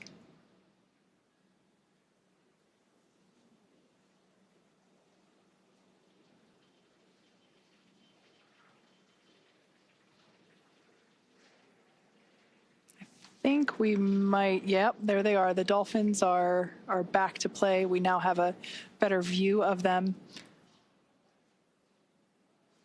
I'm sure they're very intrigued by all the lights that are in the area here in the middle of the night in Southern California.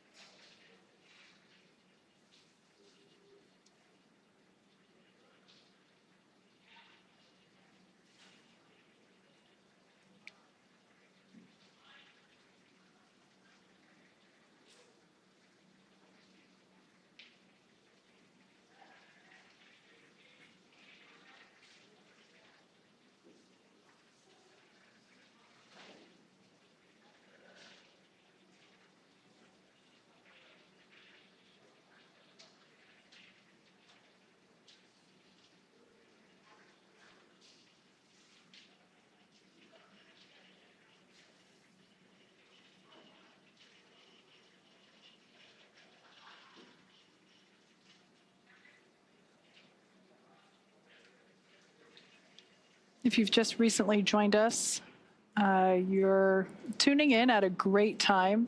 We're in the final phases of the Crew-11 return to Earth. They had an on-time splashdown at 12:41 a.m. Pacific time, 3:41 a.m. Eastern time. And as you can see, recovery operations are proceeding very well. everything is going according to plan, or as we like to say around here, nominal. And we can see the recovery vessel continues to approach Dragon Endeavour, and the recovery team there on the vessel standing by as we await the hoist of the Dragon spacecraft onto the aft end of the vessel.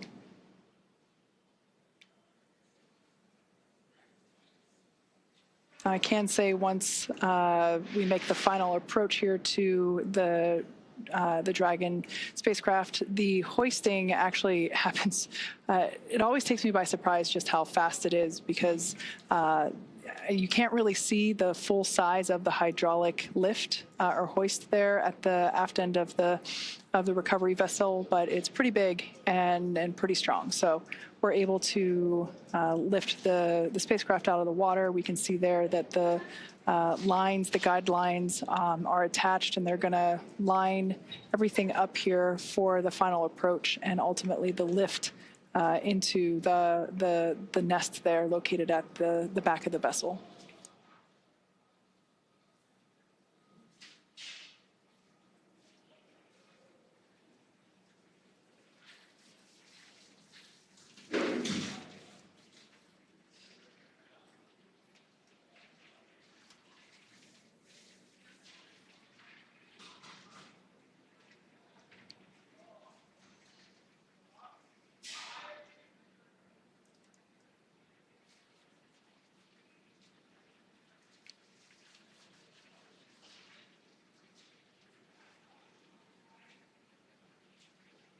So we can see Dragon Endeavour, the gap is closing between Dragon Endeavour and our recovery vessel Shannon.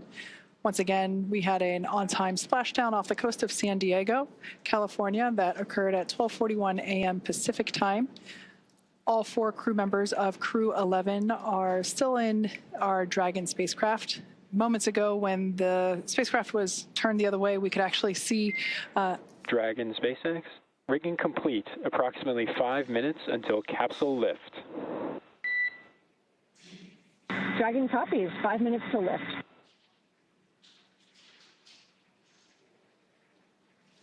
All right, good call out there. Just keeping the crew there inside Dragon Endeavour apprised of the timeline. While there are windows, it is a little hard to see exactly everything that's going on outside of those windows at this point, as there is quite a bit of action as we have been following along. We can see now that the hydraulic lift has been extended into the initial lifting position, and this is the mechanism that will bring Dragon out of the water and onto the nest there at the back of the recovery vessel. We'll also see the recovery team member. I think you can still, yeah, you can still see them there on the front. They're actually standing in the bay where the main parachutes are stored. That's quite a large bay. Now they're climbing up to the top, and shortly we'll see them make some final adjustments and a final graceful flying departure from Dragon Endeavour.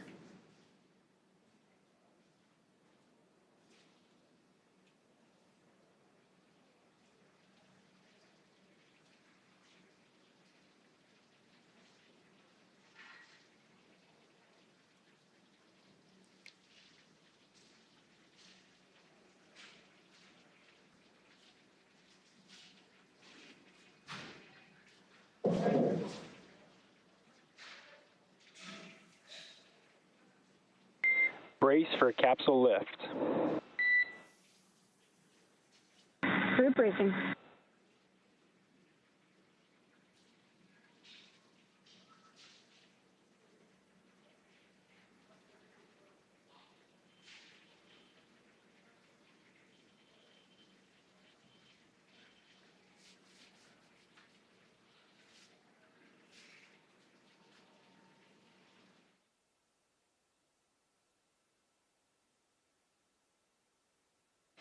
Now, as you can see, the recovery teams are preparing to lower the vessel's hydraulic lift mechanism, and that's going to bring the spacecraft into the on-deck translation system, also known as the nest. Dragon will remain in the nest during crew extraction and then for the journey back to port.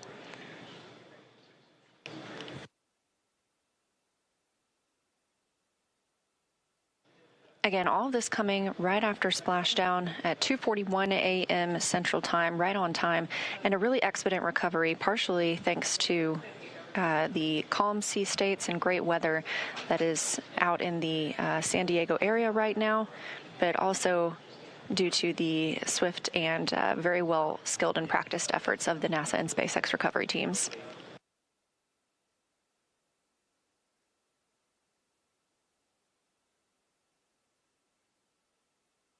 The spacecraft is now being lifted. It'll be set on the nest and centered.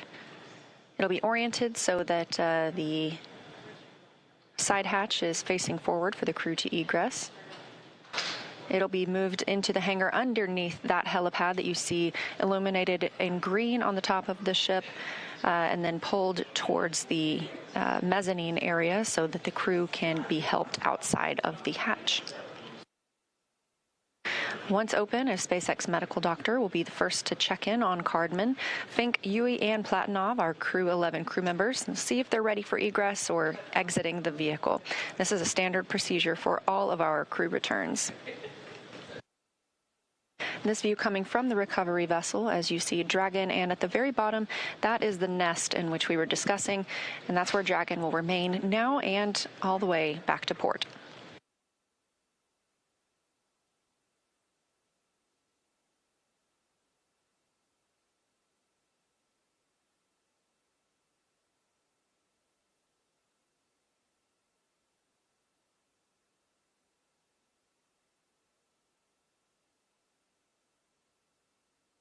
You can also see, facing forward, that is Dragon's side hatch we were discussing. This is the same hatch they used to enter the spacecraft on launch day in August. And of course, this is different from the top hatch. You can not see that because it's underneath the nose cone at the very top of the spacecraft. We've been following along all the way through deorbit burn and nose cone closure tonight. That top hatch underneath the nose cone is what the astronauts and cosmonaut used to enter and exit the International Space Station while Dragon was docked. So before we open this side hatch, the spacecraft's cabin pressure must be equalized with the outside environment. And of course, once that hatch is open, this will be the crew's first breath of fresh air back on Earth since boarding their spacecraft at the start of their journeys back in August.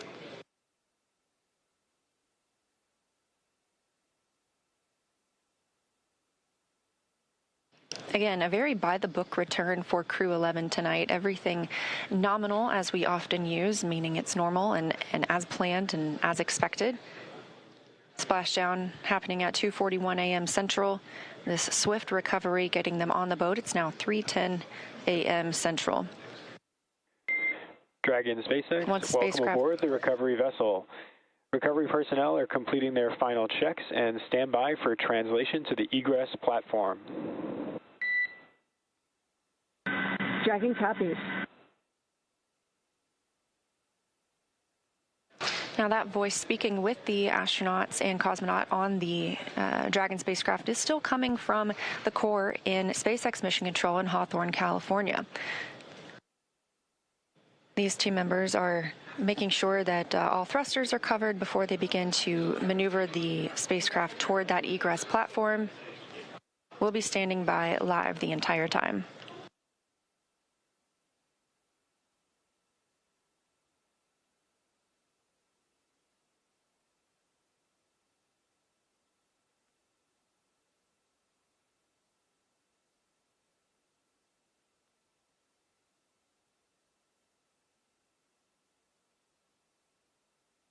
This is the 6th flight of this spacecraft. In all, Endeavour has flown 9 NASA astronauts, 3 visitors to the International Space Station, 2 Roscosmos cosmonauts, 1 retired NASA astronaut, 1 ESA astronaut, and an Emirati astronaut from the UAE to and from the International Space Station. Again, this is the 6th mission for this Dragon spacecraft named Endeavour. First launching on May 30th, 2020 to the International Space Station. And if you remember that date, that was the historic Demo 2 mission for the Commercial Crew Program, carrying NASA astronauts Bob Behnken and Doug Hurley.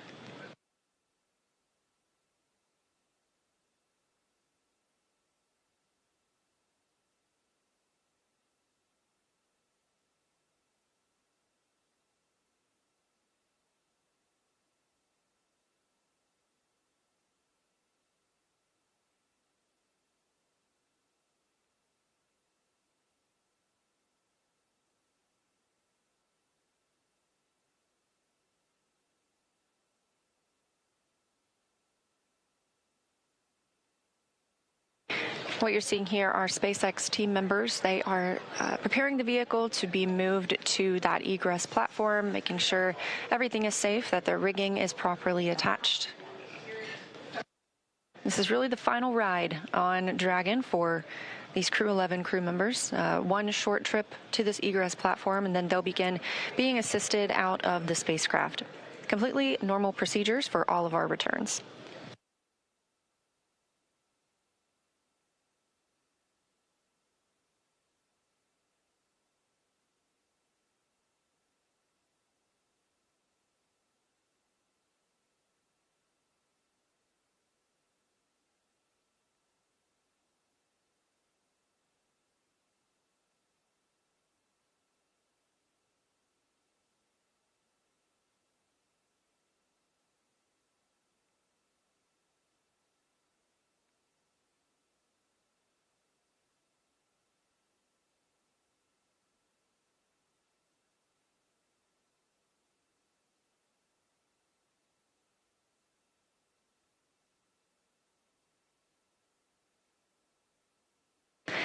And this is a live view from Mission Control in Houston, Texas, the International Space Station Flight Control Room.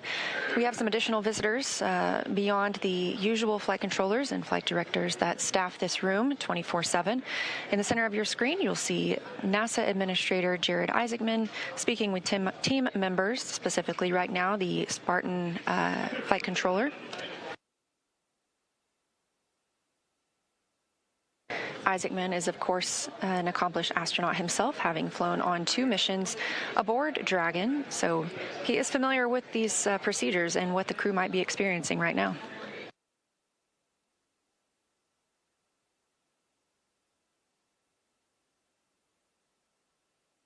Back on the recovery ship, the teams continue to prepare to move Dragon to that egress platform. We'll get ready to officially welcome home the Crew-11 astronauts and cosmonaut. Again, that's NASA astronauts Zena Cardman and Mike Fincke, JAXA's astronaut Kimiya Yui, and Roscosmos cosmonaut Oleg Platonov, wrapping up a 167-day in space for these crew members.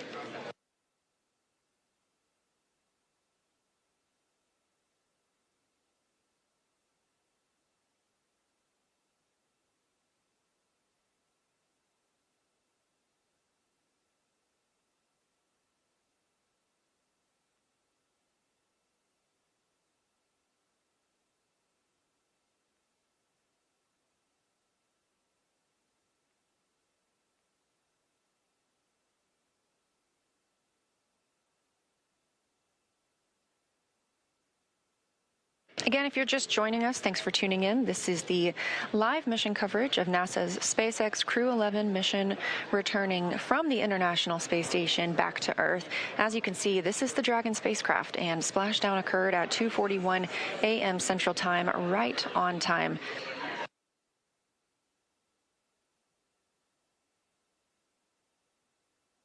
This crew undocked at 4:20 p.m. Central Time, so it was about a 9.5-hour ride from space back to Earth. They wrapped up 165 days aboard the International Space Station, 167 days in total for this mission. And we are seeing motion for Dragon. They are pulling it to the egress platform. It's a short distance, and this view coming from that platform itself. This will align it properly with the side hatch, where we will see the astronauts egress or exit the capsule. They will be assisted after being checked on by a medical doctor, and this is standard procedure for all of our returning crews.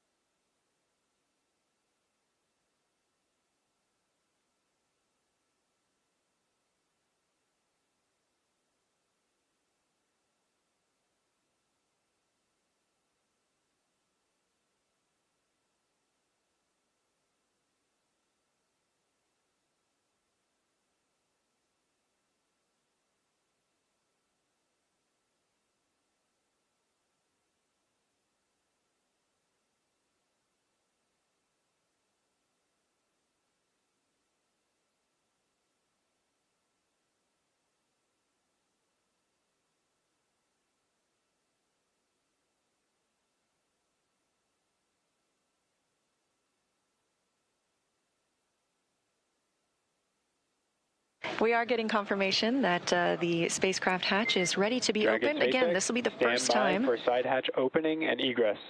It's been an honor flying with you. Standing by for side hatch, and the honor is ours. Thank you so much.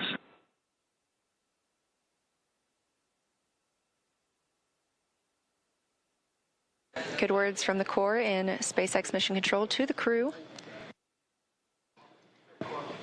Again, with this side hatch open, this is the first breath of fresh air that this crew has gotten in 167 days since their launch back in August.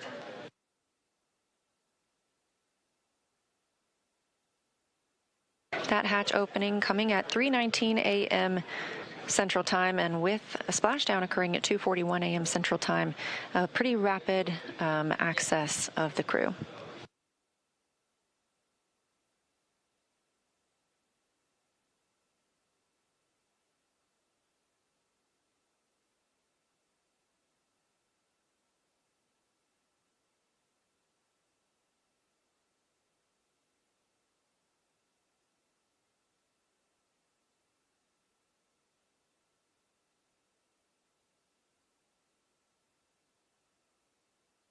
As previously discussed, the first team member to check on the crew is a SpaceX medical doctor, just giving them a once-over, making sure everyone's feeling all right and ready to exit the spacecraft. This is something we do with all crew members who return.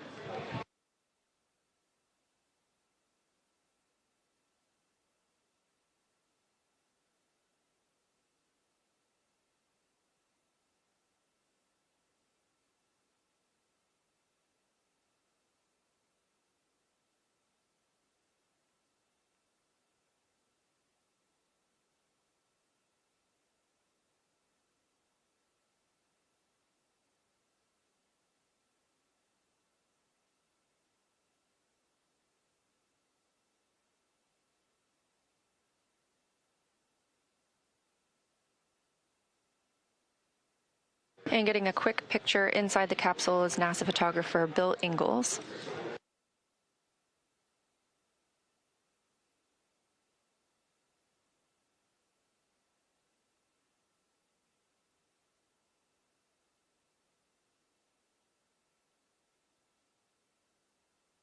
Hey, there's your live view inside Dragon Crew-11 back on Earth after 167 days in space.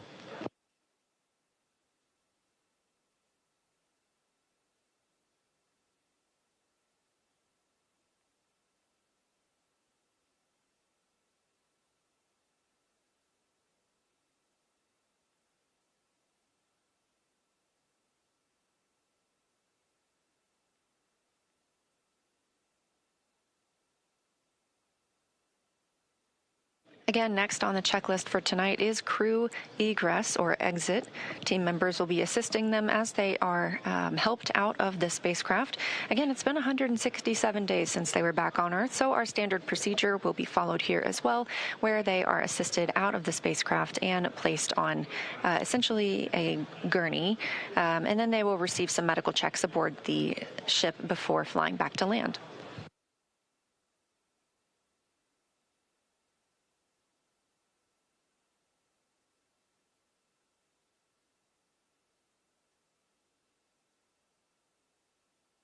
Team members inside the spacecraft from SpaceX's recovery team are helping remove some of those extra items that are in the spacecraft. You just saw the footrests being handed off. This will just make it easier for us to bring the crew out of the spacecraft.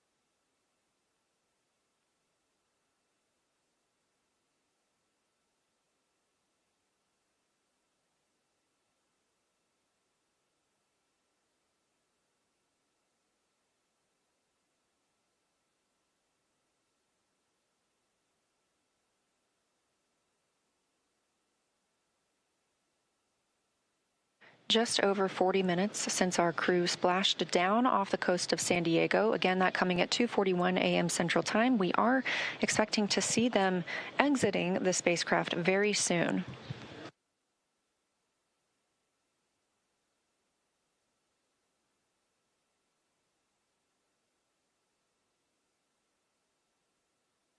That's the chair the crew members will be helped into and moved back for their initial medical checks. Again, standard procedure for any returns on Dragon, as well as any of our crew members returning. If you've ever watched a crew return on a Soyuz spacecraft, we have a similar process where astronauts are carried from the capsule to waiting chairs and then carried again to a nearby medical tent.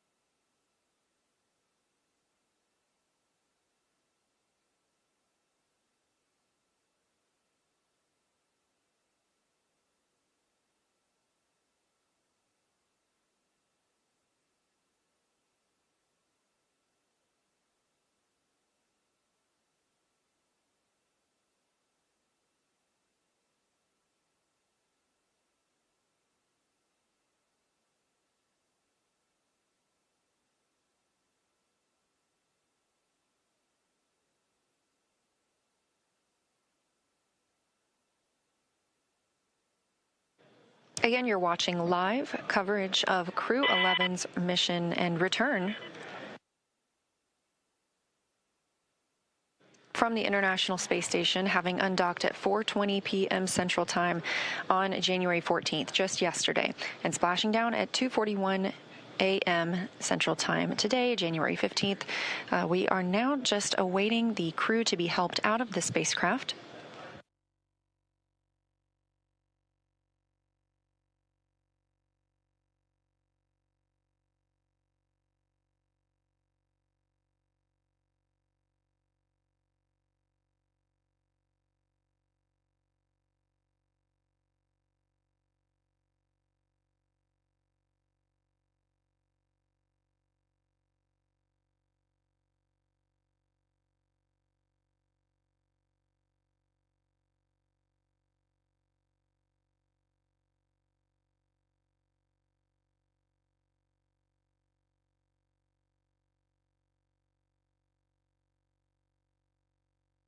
And it looks like our first crew member out of the spacecraft is NASA astronaut Mike Fincke.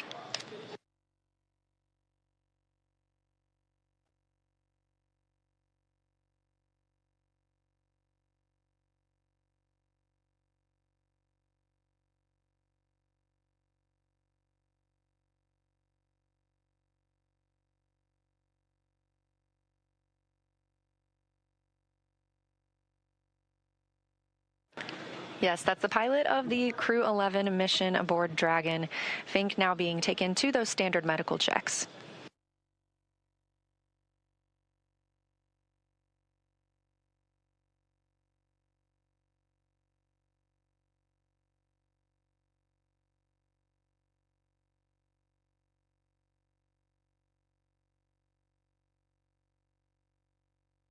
And since we just saw Mike Fincke, it's worth noting he now has 549 total days in space. That's the fourth all-time most days for NASA astronauts.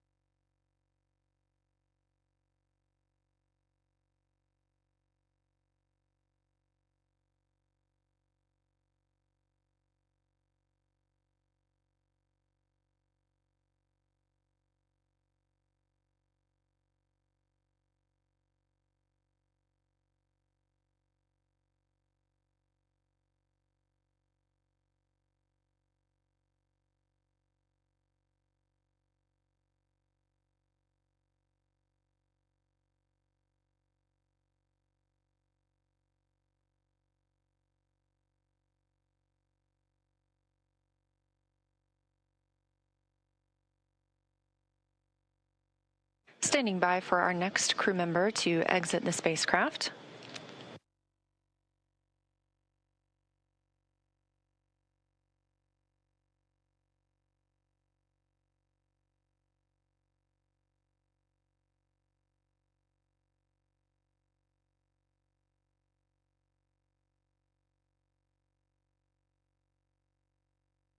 That's NASA astronaut Zena Cardman, wrapping up her first mission to space, commander of the Crew-11 spacecraft.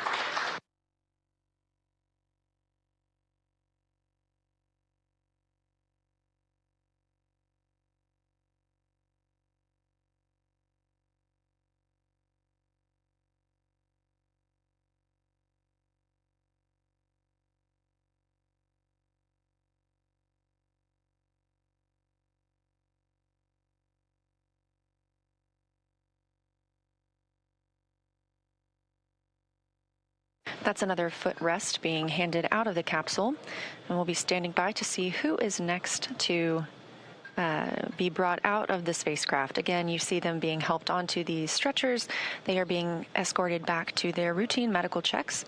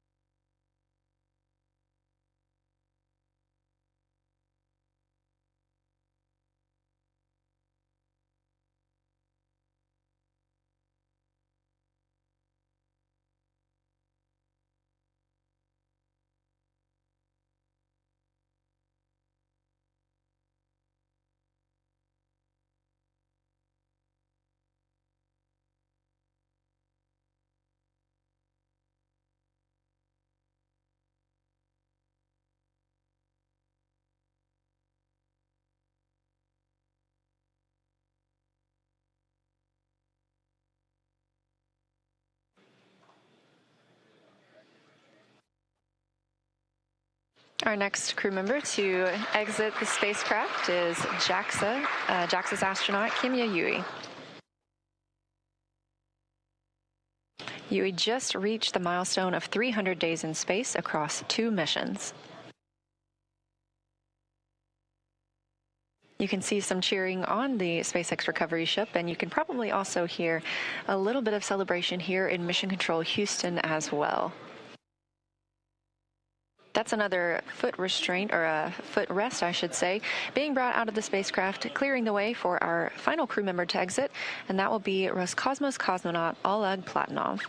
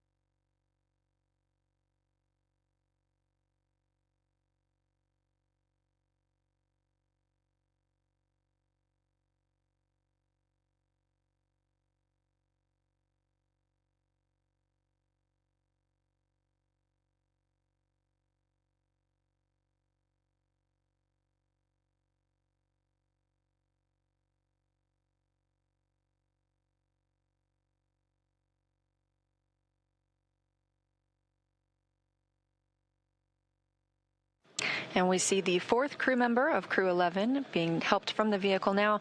That is Roscosmos cosmonaut Oleg Platonov, also wrapping up his first mission to space.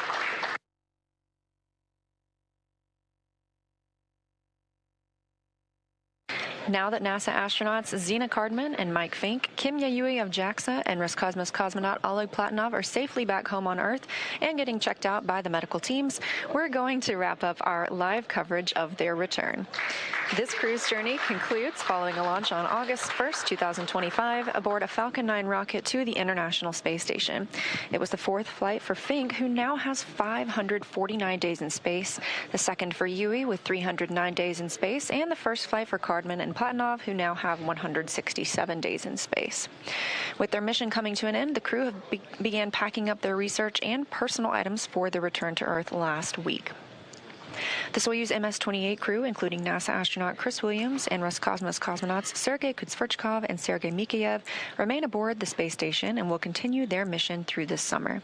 Crew-12 is currently scheduled to launch as soon as mid-February and will provide more information once that is available.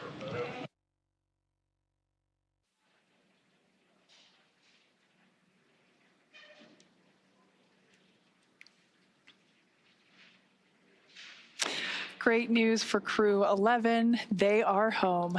The journey back began yesterday, about 13 hours ago, when they closed the hatch to Dragon and undocked from the International Space Station at 12:29 p.m. Pacific, 3:29 p.m. Eastern. Now, during this time, the spacecraft performed a number of maneuvers in preparation for re-entry to the Earth's atmosphere, with final splashdown occurring off the coast of San Diego, California, on time at 12:41 a.m. Pacific, 3:41 a.m. Eastern. And just a little less than an hour following splashdown, we saw Zena, Mike, Oleg, and Kimiya make their way out of Dragon and into the recovery ship's medical facilities, safe and sound. We just had some great words here in Mission Control from NASA Administrator Jared Isaacman, and we are still monitoring the crew as they continue their journey back to home. So after the checkouts on the ship, the crew will be flown to a local hospital for continued monitoring and checkouts using additional medical equipment not available aboard the space station. As NASA's Chief Health and Medical Officer J.D. Polk discussed last week, the crew member is stable and we were able to monitor their condition in orbit, but we want to take advantage of resources on Earth to provide the best care possible. NASA maintains relationships with local hospitals to ensure readiness for any post-landing needs, and for this return, we are utilizing that option as part of our normal preparedness process. Afterwards, the crew members will take a NASA plane for the short flight back to Houston. They'll then be reunited with families to bring an end to this mission. Thank you, as always, for joining us for the coverage of Splashdown for Crew-11. Excuse me. Remember to follow SpaceX on X and NASA Online on social media for updates. Pardon me. Here we go. For updates for the very latest on crew and cargo flights to and from the International Space Station. That's it for us here at SpaceX Hawthorne. Go Dragon and go Crew-11. And we'll continue to share the progress of the crew on social media as they travel back home. We also have a post-splashdown news conference coming up at 2:45 a.m. Pacific time, 5:45 a.m. Eastern time, where leadership will share the latest updates as we conclude this mission. From all of us at NASA and SpaceX, it's been an honor. Thanks for joining, and welcome home, Crew-11.